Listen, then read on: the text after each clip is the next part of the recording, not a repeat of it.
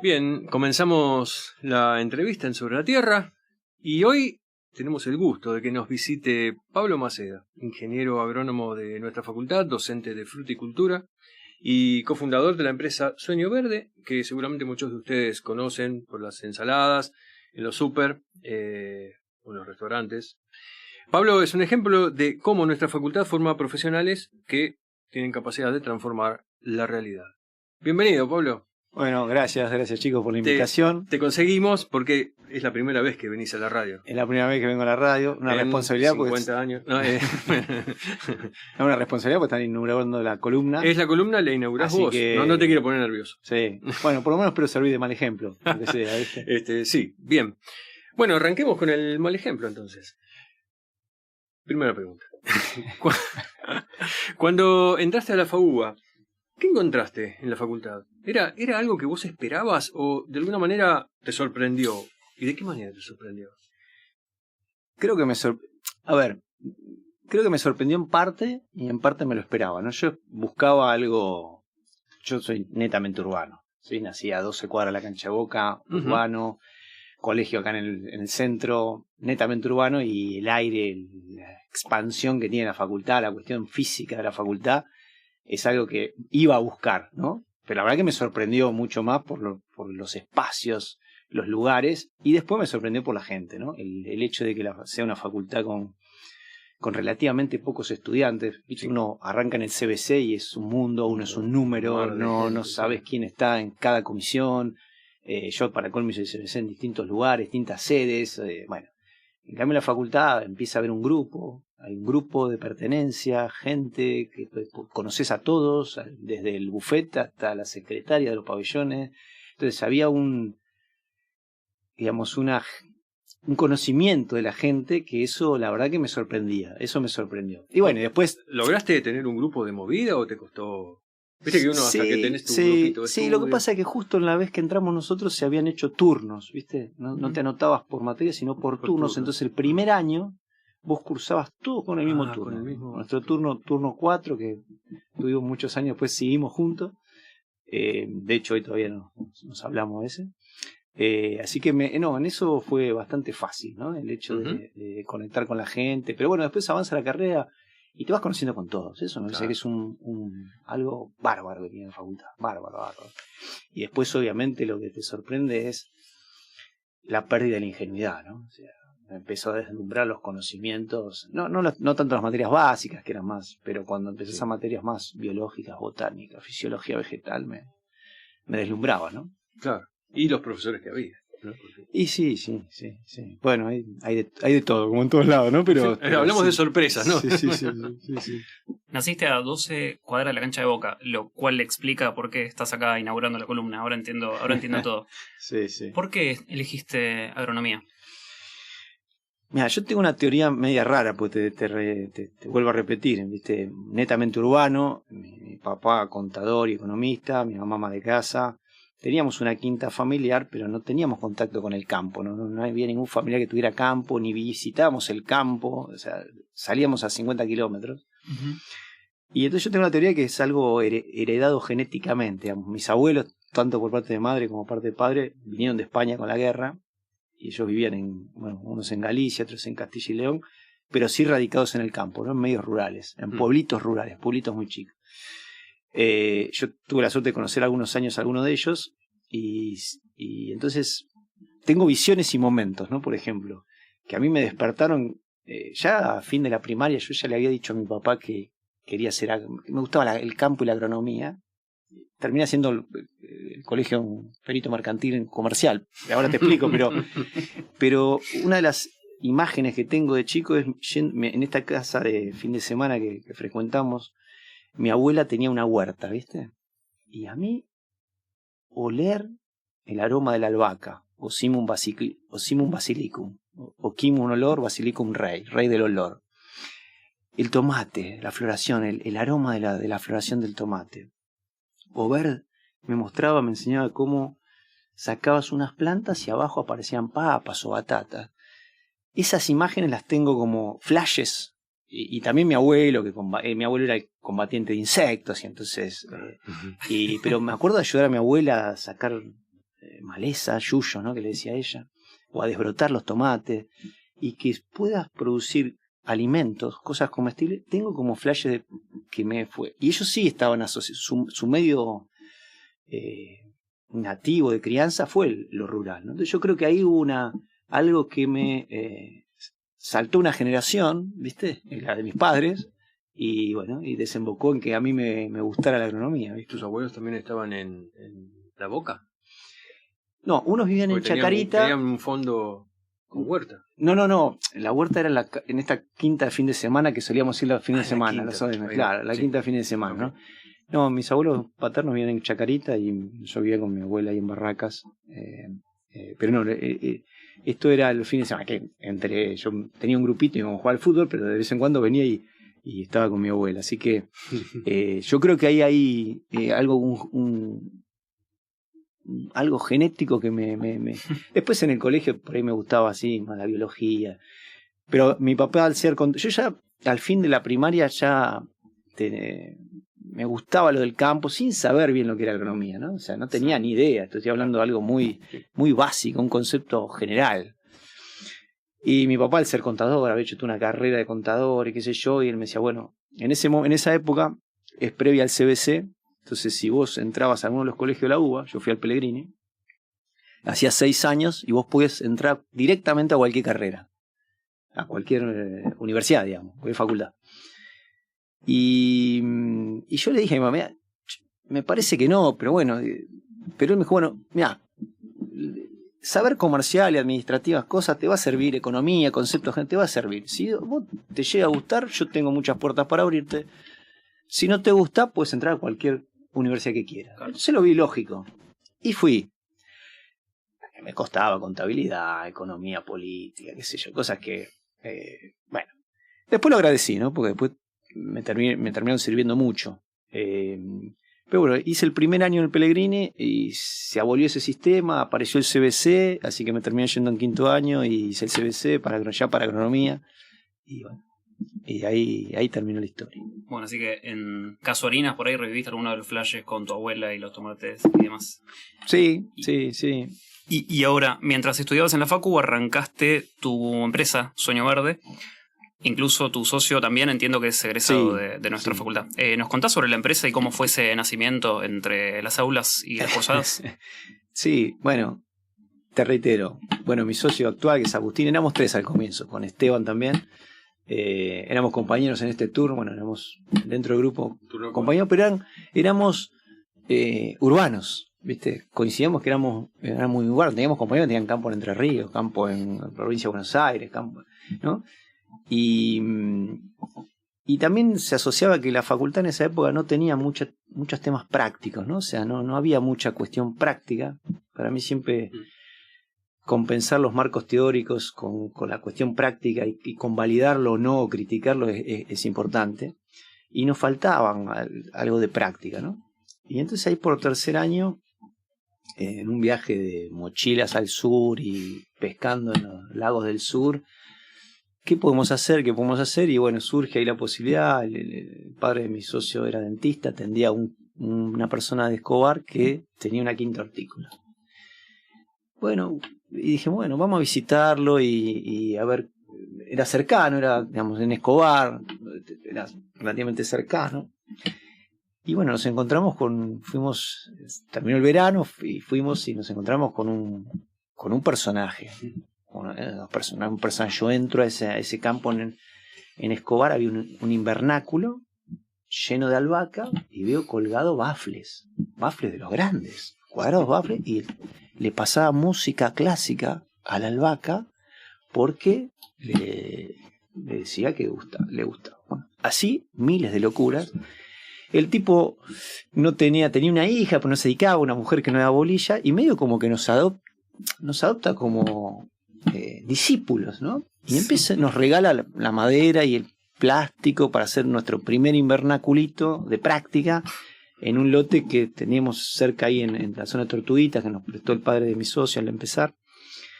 Y entonces empezamos ahí como un hobby entre hacer una práctica y bueno, y complementar la teoría, ¿viste? Y arrancó como un hobby, juntarse 3 amigos terminamos de cursar la tarde y íbamos a arar la tierra, no sé, me acuerdo, yo tenía un jeep y alquilábamos un rotovator en Vicente López, íbamos a buscar el rotovator, lo cargamos, llegamos al invernáculo, construimos el invernáculo, invitamos a nuestros amigos todo el turno a que nos ayuden a sacar el pasto, eran 25 por 12 el invernáculo, ¿no? Era una cosa gigante.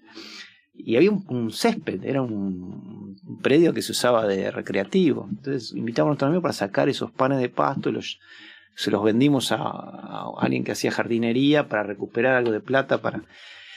Bueno, trajimos un constructor, me acuerdo que estábamos ayudándole al constructor a techar ese primer invernáculo y vino una tormenta importante que él nos decía, agarren del plástico, y nos agarramos 4 del plástico a 25 metros y claro, entró el viento, es una vela, y que casi nos levantaba a los 4. Y dicen, no, así no podemos techar, juntamos todo el plástico, así que se abortó el día.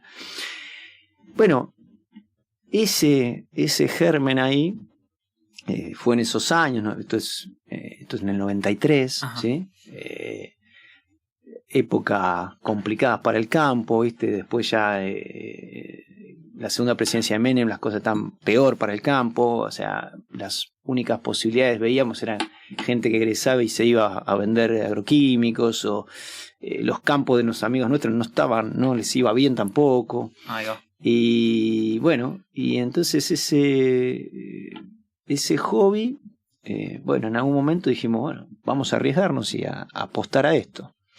Y bueno, y ahí... Pero en ese momento, ¿tercer año o estabas o todavía no habías cursado horticultura en la facultad? Claro, estamos ahí cuando fue ese año, digamos, si nos conocemos a principio de año, en el segundo cuatrimestre hacemos el trabajo de horticultura, con berenjena me acuerdo, allá en la quinta hortícola de esta persona, en trabajo de horticultura.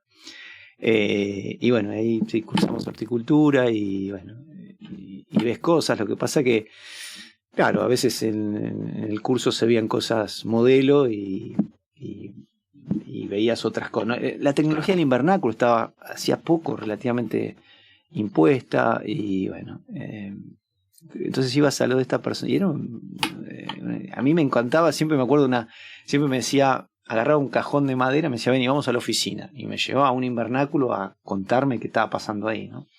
Bueno, y eso siempre fue muy motivante, esa persona. Don Nicolita se llamaba, Don Nicolita.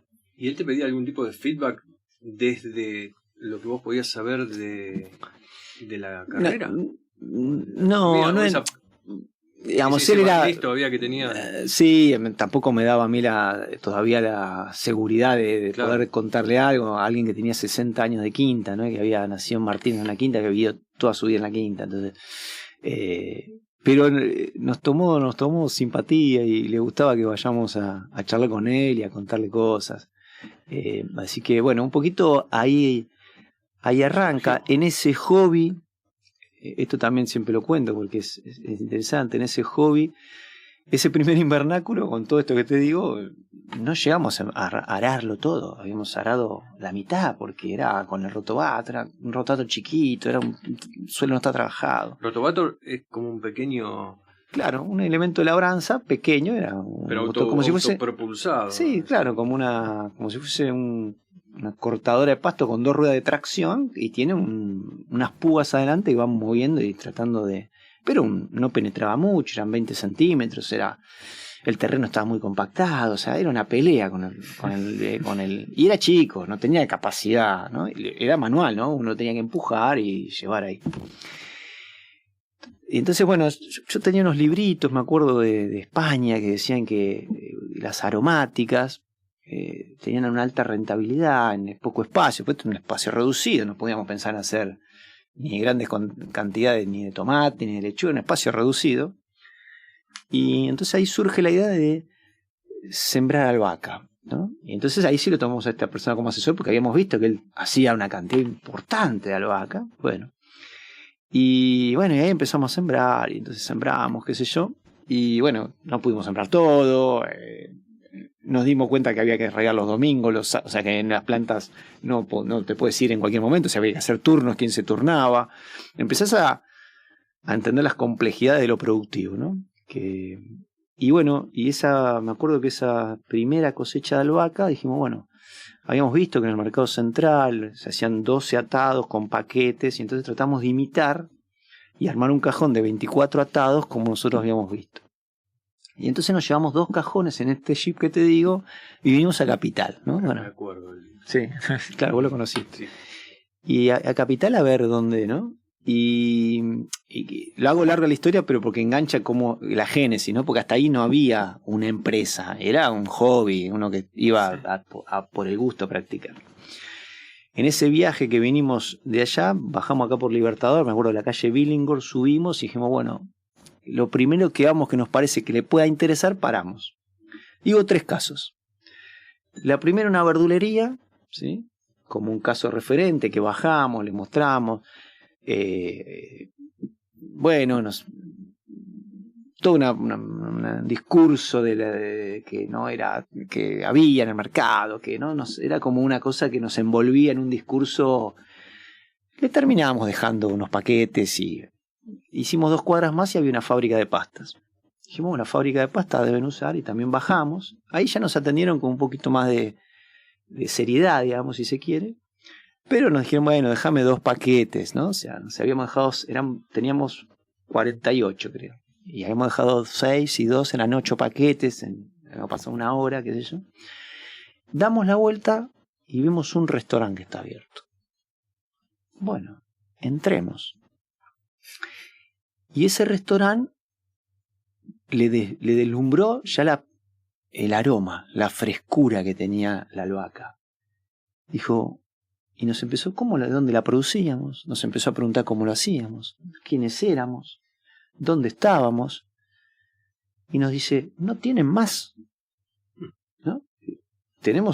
¿No tienen más? Bueno, nos compró todo lo que teníamos y volvimos hasta Tortuguitas a buscar los otros 2 cajones más que podíamos tener para venderle. Esta historia después continúa y termina. Las verdulerías nos dimos cuenta que eran muy piratas en la negociación, no te querían pagar, siempre había un problema, siempre algo no les gustaba. Las fábricas de pasta, que vendimos a varias, consumían un volumen pequeño, y en cambio los restaurantes, la gastronomía, vimos que era un lugar donde consumían, valoraban cómo se producían esas cosas, nos exigían otras cosas, otros productos.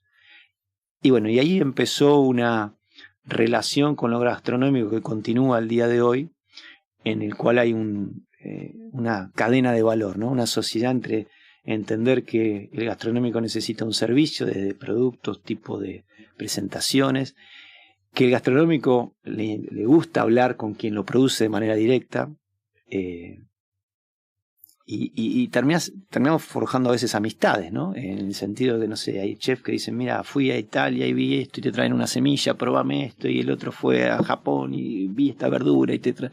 Bueno, y eso hasta el día de hoy sigue ocurriendo, sigue pasando, y generamos un muy buen vínculo con los gastronómicos. Pero sobre todo lo que yo rescato es que les importaba saber cómo lo producíamos. Desde el punto de vista técnico, pero también desde el punto de vista humano, desde el punto de vista laboral. ¿Eso era en general de distintos restaurantes? Sí, de distintos. ¿Hablaban con los chefs? Sí. Bueno, muchos de los chefs que hoy son celebrities, digamos. A nosotros nos ayudó mucho Dolly Irigoyen, que también por un conocimiento que teníamos, ella nos sigue ayudando mucho.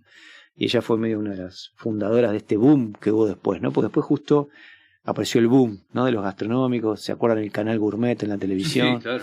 Y bueno, nosotros ahí empezamos y acompañamos eso. Entonces, bueno, se nos abrió un mundo muy interesante y de mucha valoración, ¿no? Entonces, bueno, un poquito ahí dentro de lo que pude te resumí esos comienzos que fueron de un hobby, algo que no estuvo muy planificado así con un plan de trabajo, objetivos, sino que arrancó medio un hobby. Nos recibimos en el 96, estaba esta situación que te conté, y dijimos, bueno, vamos a apostar a esto.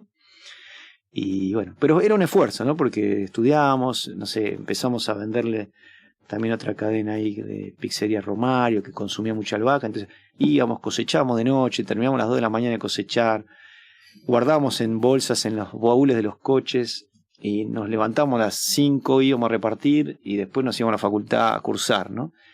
sin cadena de frío, ¿no? Sin control de temperatura, era una cosa, pero fue bastante, sí, ¿no? Pero bueno, después se graduaron y todas esas cosas, asumo que después las fueron incorporando, todas las cosas que vieron en la carrera. Sí. Obviamente que la facultad es una base fundamental, ¿no? Una base muy importante para entender desde los procesos biológicos, al proceso de post cosecha, a cadenas de valor. Nosotros somos una empresa integrada verticalmente, el concepto ese lo aprendimos en la facultad, ¿no? Desde que producimos de la semilla hasta que entregamos en la boca de un restaurante, en la boca de un supermercado, en la casa de una persona, en todos los distintos canales de comercialización que tenemos. Un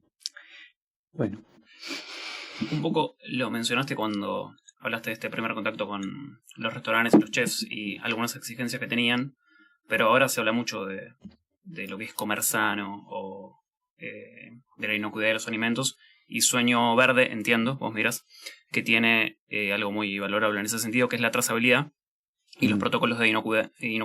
Sí. ¿Nos querés contar qué significa, qué implica todo eso? Sí, tenemos...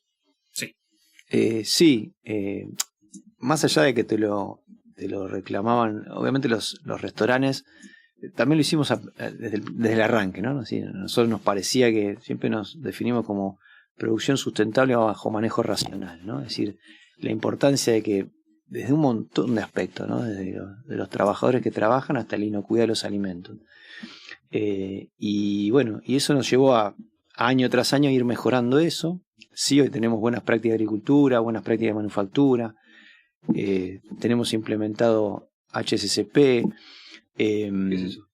Y normas desde manipulación hasta procesamiento de los vegetales, en este caso vegetales, pues son alimentos, pero bueno, sí, son normas que sirven para distintas producciones, sí, estándar, que te ayudan a, por ejemplo, trazar un lote, ¿no? Es decir, que la posibilidad hoy, cualquier persona que consuma un producto Sueño Verde, si nos llaman porque tiene un problema, no sé, algo defectuoso o algo que no le haya gustado, nosotros podemos con el número ver el lote que se produjo, ir para atrás y saber en qué campo se produjo, quién lo cosechó, cuándo se sembró, qué semillas se usó, etcétera, etcétera. Eso te da la posibilidad de mejorar si hay algún problema o corregirlo, o también ver si el problema estuvo en nuestro lado o pasó algo en la cadena después que nosotros nos desligamos del producto, ¿no? Ya sea en un restaurante o en un supermercado. Pero bueno, algo que sí, me hiciste acordar cuando dijiste los chefs demandaban cosas, algo que sí al principio era muy estricto, si bien hoy no es que no haya, ¿no? El tema de que querían por ahí productos que estén todo el año. Uh-huh. Y el comer sano a veces tiene que ver con, si vos tenés algo todo el año, por ahí tenés que producir en contraestación, lo cual es más difícil y a veces requiere de mayor input de afuera, ¿no? De recursos y demás. Entonces, siempre es mucho, entre comillas, más sano comerlo de la estación. Y eso ha ido cambiando, ¿no? Hoy los restaurantes hablan mucho más de la estacionalidad de los vegetales. Todo el boom de los chefs cambiaron algo de entender que las bondades de los productos, la sazón del producto está en la estación, ¿no? Y que no se puede producir en distintas latitudes con tecnología y demás, pero los productos no son iguales si no están producidos y cosechados en la estación de crecimiento, en su estación, ¿no? En su estación. Eso también hay docencia de los chefs, ¿no? Así como vos decís que hay docencia en cuanto a que requieren inocuidad y demás, pero también en las bondades de los productos, ¿no? Que tiene que ver con lo que te dije al principio, ¿no? El chef usa el producto, valora, sabe cuándo está bueno y cuándo está malo, ¿no? Y entonces es alguien que siempre es muy demanda que sean buenos los productos, ¿no? Y eso está muy bien. A los chefs o a los restaurantes, ¿le hace una diferencia esta cuestión de la trazabilidad? O sea, ¿te eligen por eso también? Bueno. O no sé si en algún momento sirvió para solucionar algún problema. Sí, claro. Igual, por más que no lo eligieran, es un concepto que nosotros lo tenemos, ¿no? O sea, que es una cuestión que ustedes querían implementar. Sí, constitutivamente nos parece que eso es importante tenerlo, ¿no? Quizás en el supermercado te exige más la trazabilidad. Cuando hablamos de restaurantes, hay restaurantes y restaurantes también, ¿no? Entonces, también en los momentos crítico, o sea, todo esto genera un costo diferencial, ¿no? Tener el gran problema que lo cansamos de decir, que es que en la horticultura argentina es el reino de la informalidad, ¿no? Es decir, el 90% de la horticultura argentina se produce en condiciones informales, ¿no? Desde trabajo infantil, trabajo en negro, destajo, mala aplicación o uso de productos fitosanitarios, tiempos de carencia de los productos, etcétera, etcétera. Todas esas dificultades. Entonces, uno compite. ¿Con quién competís en un restaurante? Con la verdulería de la esquina, ¿no? Si ustedes hoy caminan por cualquier verdulería de la esquina y quieren trazar un producto, es imposible, ¿no? Está a granel, a veces envasado en la misma verdulería sin las condiciones de higiene que requiere, ¿sí? Entonces, después están los restaurantes que lo valoran y entonces no se fijan tanto en el costo, y están los restaurantes que se fijan sí o sí en el costo. Y bueno, nosotros, por ejemplo, al principio vendíamos mucho, cuando te digo que todavía no estábamos con todo aceitado, a parrillas libres, lugares que están no con unas normas de calidad tan altas. Claro. Bueno, hace añares que no son parte de nuestros clientes. Y entonces en los 500 clientes activos que hoy tenemos restaurantes sí lo valoran, pero es un nivel de restaurante particular, ¿no? De alta gastronomía, digamos. Bien. Si no les molesta, le hago una pregunta a los dos, porque esto no lo dijimos, pero Pablo y Pablo fueron compañeros de alguna materia, si entiendo bien. Todo esto que es... Coincidimos en Coincidieron. una materia, sí. Sí, creo que nuestro mayor conocimiento fue en la cátedra, ¿no? En fisiología y ecología, cuando compartíamos, vos tu maestría, creo que yo mi tesis de grado, era una cosa así, ¿no? Coincidimos en curso de posgrado. Y en curso de posgrado, sí, la famosa matriz H. La matriz H. Sí, sí. Profesor Candel. Sí, sí. Estos conceptos que decimos, no trazabilidad, inocuidad, ¿eso se manejaba en los 90 ya? ¿O fue algo que surgió de la demanda, no sé, de esto, ¿no? De demanda de restaurantes? No se escuchaba tan fuertemente, ¿no? Eso hay una evolución hacia eso.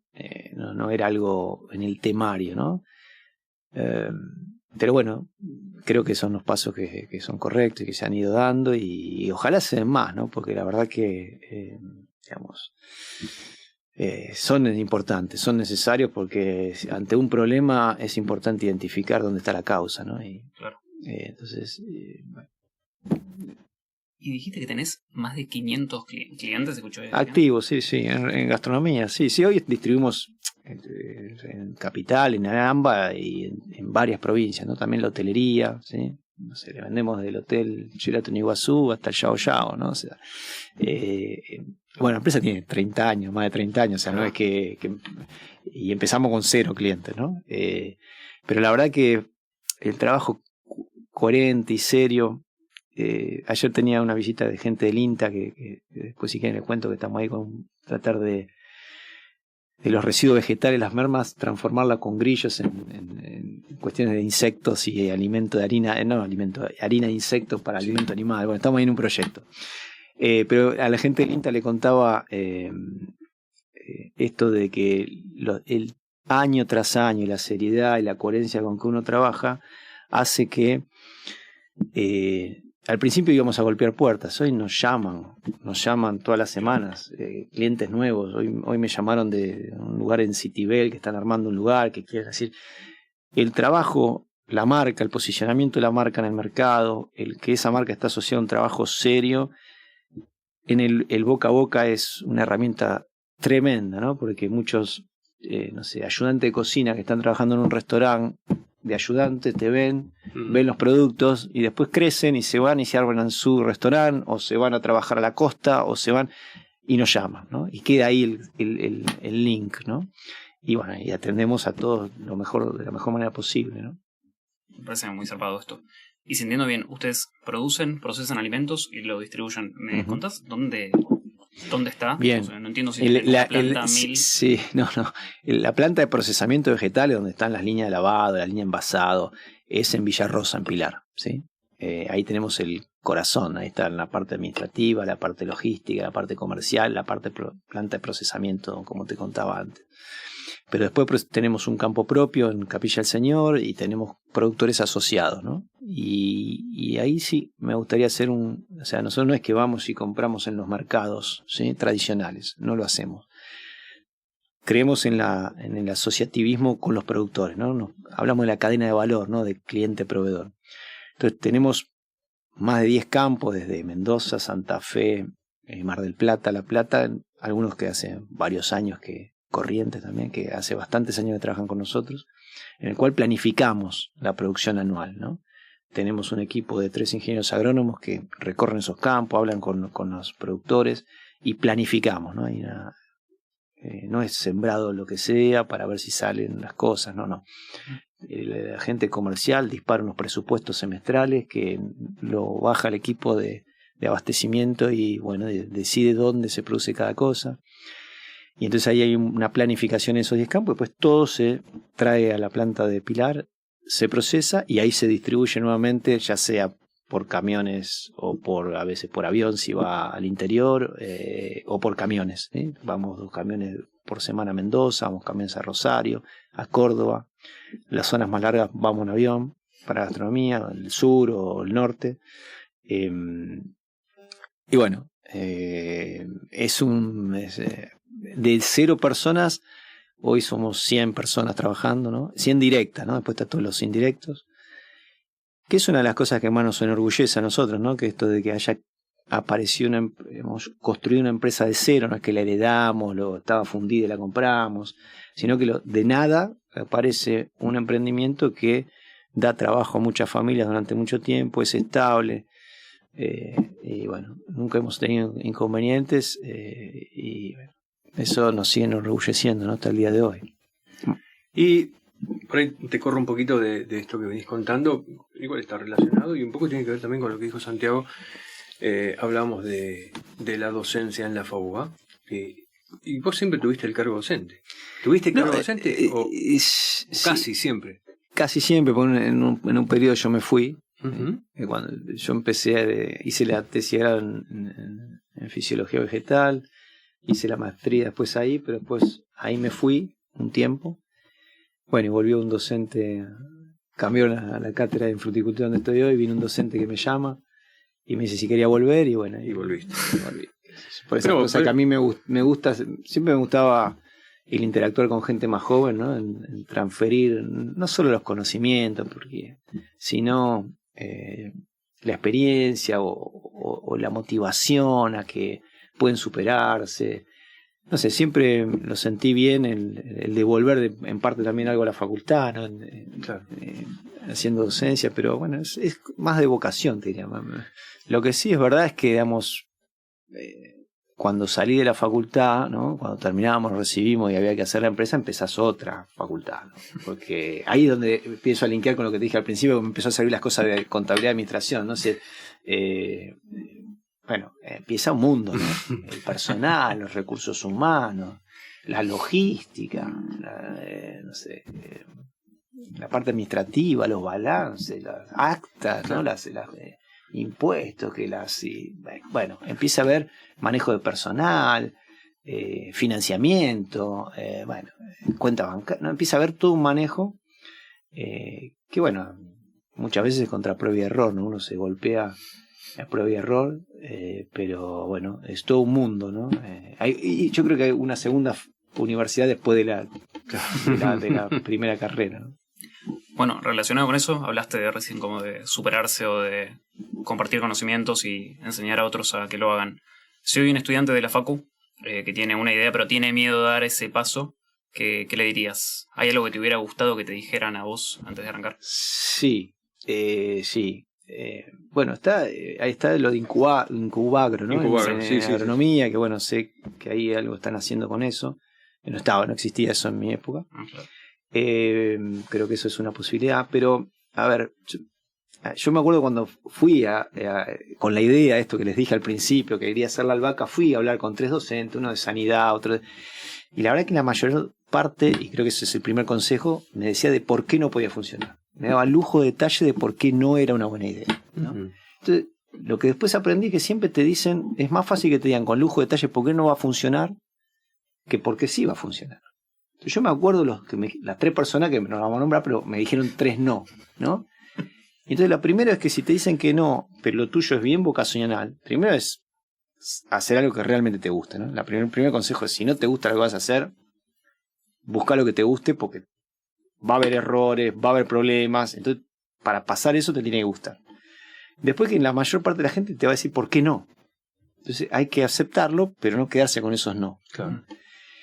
Y después la otra cuestión, que esto es más filosófico, ¿no? Pero vivimos una cultura de la inmediatez hoy, ¿no? Hoy en día. Entonces los jóvenes quieren hacer las cosas y si no funciona la primera vez que lo probaste, no, cambio, ¿no? Entonces que hay un tema que es el proceso, que hay que disfrutar el proceso. Y el proceso es equivocarse, ¿no? Pero darse tiempo, cultivar la paciencia para tener esa ganas de perseverar y disfrutar del proceso. Que si las cosas están con vocación y se perseveran, las cosas llegan, pero no llegan de un día para otro. Entonces, combatir la cultura de la inmediatez es difícil. Es difícil, pero difícil. Para mí es clave, porque en cualquier proyecto no te salen las cosas la primera vez que lo haces. Cualquier cosa. En general, digamos. Cualquier cosa. Y hoy me parece que hay mucho de esto de que si no me sale la primera vez, cambio de cuestión, ¿no? Entonces, primero identificar bien el gusto personal. ¿Dónde está el gusto por hacer o la pasión, como quieran llamarlo? Después, saber que te van a decir muchas veces que no les hagas tanto caso a los no. Cree en vos y perseverar, ¿no? O sea, disfrutar de ese proceso, que es un proceso que no termina nunca, ¿no? Puede mejorar las cosas muchas veces. Así que creo que eso sería lo que hoy le diría. Y que confíen en el esfuerzo, ¿no? Confíen en sí mismos. Bueno, si yo fuera alumno hoy y vos venís y me decís eso, te abrazo. Sí. Digamos, a mí nunca me dijeron eso en ninguna materia. Sí. Bueno, a veces te miran sorprendido. Yo, viste, cuando inauguro el curso, tengo un discurso así parecido a este. Y, viste, y se queda... Siempre digo, ustedes no los conozco, pero sé que pueden dar más de lo que ustedes creen que pueden dar. ¿Viste? Hay un tema de autosuperación. Y muchas veces está bastardeado eso, ¿no? Uh-huh. Y yo siempre le digo, miren, van a aprender de los errores muchísimo más que de los aciertos, ¿no? Y entonces, no tengas miedo a equivocarte, a confundirte. Me parece que eso te fortalece, te da experiencia, te ayuda a seguir. Si vos tenés algo de una manera consciente, ¿no? De una manera ordenada y demás. Pero bueno, ojalá viste, es un país que también necesitas eso, ¿no? Necesitas tener resistencia a la frustración, a que las cosas cambien permanentemente, que uno tiene que ajustarse. Bueno, yo soy muy defensor del país y de producir en el país. Y una duda que teníamos antes, ¿Sueño Verde exporta? No exporta permanente. Tuvimos 3 intentos. Uno fue bien. Intentamos ir a Brasil para exportar unas cosas de gastronomía, no pudimos lograrlo porque éramos caros. Intentamos también exportar radique y tomates cherries a Chile, y el tomate cherry no estaba en el convenio binacional entre países, las normas sanitarias, y no se podía. El radiquio se podía, pero justo hubo un terremoto en Chile en ese momento y la empresa con la que estamos sufrió graves daños, inclusive uno de los dueños murió. Fracasamos, no se puede. Después sí terminamos haciendo un año, exportamos que fue un orgullo también, ¿no? Con una empresa israelí, exportamos a Estados Unidos albahaca fresca. Si hoy ven el logo de la empresa, es una albahaca, históricamente, porque el primer cultivo que hicimos fue albahaca, Uh-huh. ¿sí? El único producto que exportamos fue albahaca.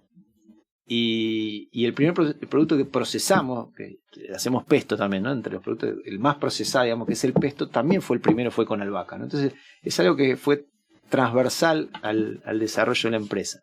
Pero sí, esa vez aprendimos mucho, exportamos albahaca fresca, cosechamos a la mañana, empacamos, envasamos, iba a Ezeiza, la gente de Senasa nos decía, qué bárbaro, esto está impecable. Había que hacer 13 manojos que tenían que tener 13 tallitos de no me acuerdo cuántos centímetros de alto, todos iguales, en unas cajas con unos packaging especiales. Bueno, llegamos a mandar 30 pallets en el verano, era en contraestación para Estados Unidos. No ganamos plata, porque bueno, pero sí tuvimos la satisfacción de que había una empresa que competía con nosotros en JFK, que era el aeropuerto de Estados Unidos, que era de Colombia, ¿no? Y la gente de Israel, una vez que viajó allá a Estados Unidos, la gente de Colombia le dijo, che, qué buena albahaca están mandando de Argentina, porque en las cajas iba el logo de Argentina. Y entonces es como que podés competir, ¿viste? Después numéricamente no daba, el costo en logística en avión es alto. Entramos cuando terminaba la cosecha de arándano y de fruta fina al sur, entonces las bodegas estaban más vacías. Hay un tema ahí. Claro. Al año siguiente queríamos que nos paguen 50 centavos más de dólar la caja, por así ganar algo, y bueno, y era más barato lo de Colombia, y era más, bueno, y no se pudo continuar. Pero estuvimos a la altura. Digamos, jugamos en esa liga porque era increíble. La albahaca llegaba a JFK y la mandaban a la costa oeste en California y la repartían, y era maravilla, ¿no? Y era, el producto costó mucho, porque había que hacer de una manera muy estricta. O sea, la exportación, por eso la fruta en Argentina está de alguna manera en mejor calidad, en situación tanto en las normas sanitarias como en las normas, porque está traccionada por la exportación muchas veces, ¿no? Y la exportación te exigen mucho más que en el mercado interno, mucho más. ¿Eso no tenía nada que ver con música clásica? ¿Eso no le Claro, eso al primer vernáculo le pusieron baffles. No, o sea que nunca intentamos con lo de la música, pero bueno, pero sí aprendimos mucho, ¿no? Dudaba si no lo habían mantenido como cábala, pero bueno, nada, veo que no. No, para mí unos baffles en el logo pesados. No está. Claro, no, eran unos baffles pesados. O sea, yo no sé cómo colgaba ese techo con tantos baffles. Pero, bueno, sí, llegamos a exportar esa vez. La verdad que está siempre en el haber ahí que nos falta, pero bueno, no encontramos. Y hay mucho para hacer en el mercado interno. Hay mucho para hacer todavía en el mercado interno. Y además de albahaca, que entiendo que es el producto de estrella, ¿tienen otros que sean tan importantes? Porque entiendo que son el principal productor de especialidades vegetales. Sí, en cuanto a lo que es gastronómico, digamos, no es en volumen en mayor, ¿no? Tenemos toda una línea de mini hortalizas, una línea de microgreens, que son vegetales pequeños, de flores comestibles, de brotes, que son para la gastronomía, ¿no? Que ahí sí. Especial. Pero después nuestros productos más importantes, todo lo que tiene que ver con el supermercadismo, ¿no? Y todas las ensaladas listas y procesadas, que ahí involucra mucha lechuga capuchina, lechuga francesa, espinaca, acelgas, mucha rúcula. Uno de los primeros especiales productos que producimos es rúcula, radiquios, bueno, hay toda una línea de aromáticas también. Estamos todo en un sistema de procesamiento, ¿no? Que se llama cuarta gama, que si alimentos están lavados, sanitizados o seleccionados, ¿sí? Algunos aparecen como listos para consumir, otros no. Estamos ahora también incursionando en una de quinta gama, que es alimentos precocidos, cocidos, que están envasados al vacío, y esto te da más vida útil, porque uno de los principales problemas que tiene la horticultura fresca es la perecibilidad, ¿no? Así que tenés una vida útil escasa, ¿sí? Y por eso necesitas frío, necesitas atmósfera modificada, necesitas buen packaging. Bueno, en el caso de estos alimentos, pueden ser calabaza, remolacha, zanahoria, que están cocidos y envasados al vacío, pasas a una vida útil de 6 meses, ¿no? O lo mismo el pesto que procesamos, pasas a una vida de 4 meses, 6 meses, ¿no? En condiciones. Bueno, hay una línea de productos muy amplia, muy variado, pero bueno, siempre concentrando el fuerte de los vegetales de hoja, ¿no? Que es nuestro fuerte. Pero bueno, siempre estamos haciendo cosas nuevas. Ahora estamos con una línea de mini hortalizas, incorporando un mini daikon rosado, rojo, muy simpático, y estamos ahí. Siempre estamos tratando de hacer cosas nuevas para las especialidades, ¿no? Que no les trajo, estamos en plena estación del topinambur, por ejemplo, que es que es ahora en otoño, y bueno, también lo tenemos ahí como otra especialidad. Ellos asientan, yo no tengo la menor idea de lo que es, pero bueno, así como otras especialidades. Es una raíz que tiene, la particularidad que tiene es que tiene un sabor muy parecido al caucil, ¿no? Entonces, hervido y demás, tiene un sabor muy similar al caucil, y bueno, muy, muy lindo para usar para rellenos y demás, pero es muy estacional, ¿no? Porque la planta ahora, antes de venir el invierno, se muere, ¿por qué se generan esas reservas en esas raíces? Pues bueno, toda la fotosíntesis que va haciendo la planta en el verano, se va acumulando en esos órganos de reserva, que es evolutivamente como la planta se adapta a pasar una situación adversa, que cuál es el invierno fuerte. Uh-huh. La planta vegetativamente se muere y queda en esos órganos de reserva bajo tierra, que son comestibles. Y más allá de lo que contabas de la exportación que no se dio, ¿tenés ganas de hacer otra cosa o algún otro producto que que hayas tenido en mente, que no hayas podido hacerlo en su momento? ¿Para exportar me decís? O... Para lo que quieras, o para acá. Sí, por eso, bueno, te quiero decir, un montón de productos nuevos. Sí, no, pues mezcla de ensaladas nuevas, productos nuevos. Bueno, te estoy diciendo que ahora que estamos con este mineraliza, estamos tratando de volver a hacer berro de tierra, nuevas mezclas de ensaladas, seguir avanzando con esto de la cocción y las alimentaciones, probar el tema de... que está más mi socio con eso ahora, con el tema de los humus, ¿no? De no solo aderezo, pero claro, pero las pastas para usar en brochetas o en cosas así. Bueno, siempre estamos tratando de hacer cosas nuevas desde todo punto de vista, ¿no? Desde incorporamos packaging más reciclable, estamos con esto, te digo, del procesamiento de los residuos vegetales. Bueno, hay un montón de cosas, pero sí, todos los días se me ocurren cosas, pues no todas se pueden llevar adelante, pero bueno. Bueno, un montón de mensajes, no de gente, sino un mensaje de Pablo que me encantó, sobre todo que decías sobre mensajes a los estudiantes.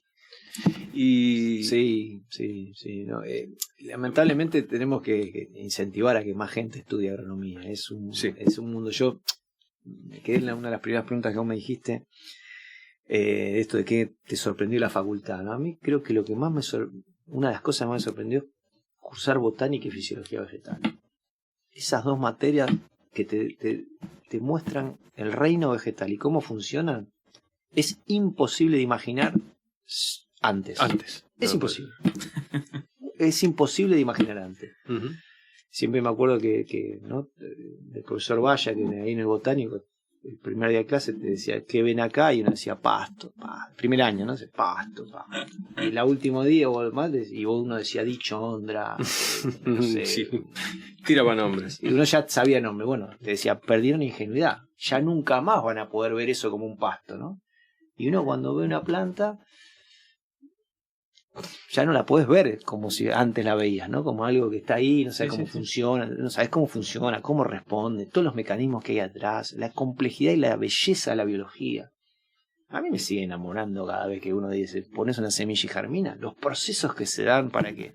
Yo riego las plantas en casa y pienso en eso.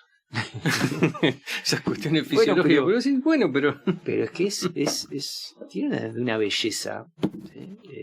Biológica, y eso para mí, del reino vegetal, a mí siempre me gustó más lo vegetal que lo animal, ¿sí? Si debe pasar lo mismo en el animal, nunca me atrajo tanto la producción animal, pero bueno, quizás porque uno está más familiarizado, ¿no? Un mamífero, el funcionamiento, no sé, me parecía como que me sorprendió mucho más lo vegetal, ¿no? Que el agua ascienda a 50 metros sin gasto de energía, qué sé yo, cómo eso, por dónde ocurre, cómo ocurre, cómo responde una planta frente a alguna influencia de una variable ambiental o de un insecto, y que digamos que son seres vivos, ¿no? Que por más que están medio estáticos, parece que están medio estáticos, a mí eso me deslumbró. Después eso me deslumbró. Nada me deslumbró más después de cursar esa materia en la carrera. Son materias hermosas. Y de hecho yo fui ayudante de fisiología también, así que me metí porque me encantó. Es hermoso. Bien, me encantaría seguir charlando también, pero se nos acabó el programa. Sí, así que nada más que agradecerte muchísimo que hayas estado acá y ojalá que vengas pronto a contar otras cosas. Muchas gracias. Estos son tus micrófonos también. Bueno, les agradezco mucho a los dos la invitación. Ojalá pueda motivar a alguien que esté escuchando. Y bueno, nos vemos pronto. Vamos a un corte y cerramos el programa.